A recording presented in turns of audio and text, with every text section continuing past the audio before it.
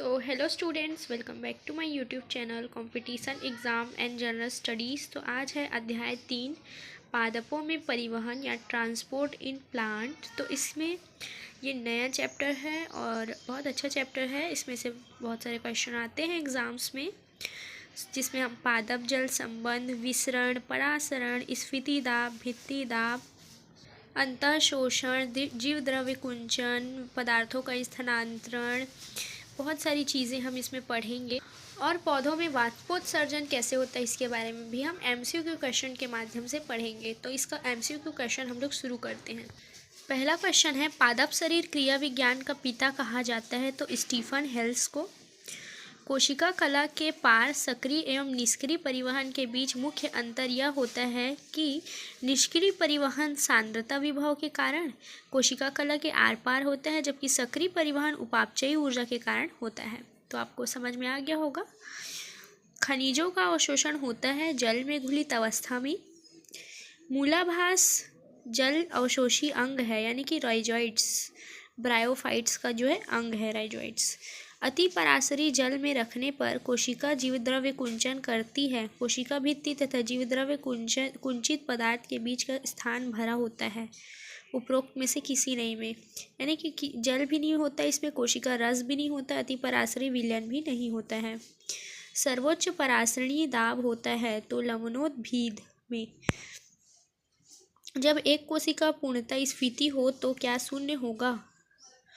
तो विसरण दाब न्यूनता हो जाएगा। यदि कोशिका ए जिसका परासरण दाब 10 atm और स्फीति दाब 5 atm है एवं दूसरी कोशिका बी का जिसका परासरण दाब 15 और स्फीति दाब 12 है से एक झिल्ली द्वारा अलग होती है, तो जल का बहाव होगा बी से ए में होगा, यानी कि अधिक से कम की ओर।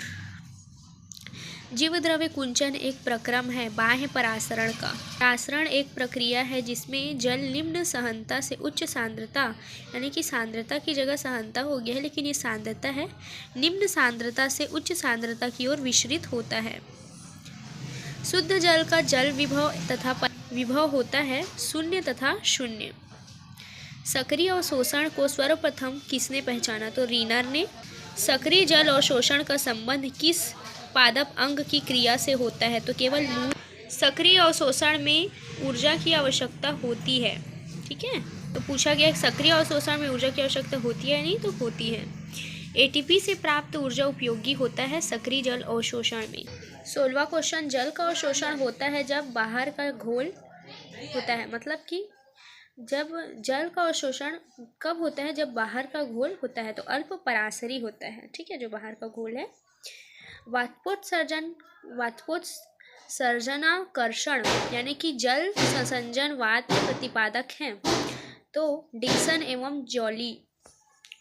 साकी पौधे का तना काट देने पर जाइलम रस का रिश्ता किस कारण संभव है? तो मूल दाब से। Sir JC. बोस ने रसारोहण की क्रिया को समझाने के लिए प्रतिपादित किया था, तो स्पंदनवाद। 20वां है, पौधों में अधिकांश जल अवशोषण होता है तो मूल रोम से। तो अब तक के लिए इतना ही। इस चैप्टर के और भी क्वेश्चंस आएंगे। सो अपना प्रिपरेशन कीजिए, और वीडियो पसंद आई है तो वीडियो को लाइक कीजिए और चैनल को सब्सक्राइब करना मत भूलना।